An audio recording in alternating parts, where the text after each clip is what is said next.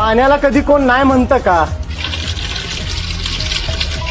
घ्या, साहेबांचं नाव काय? भीमराव रामजी आंबेडकर.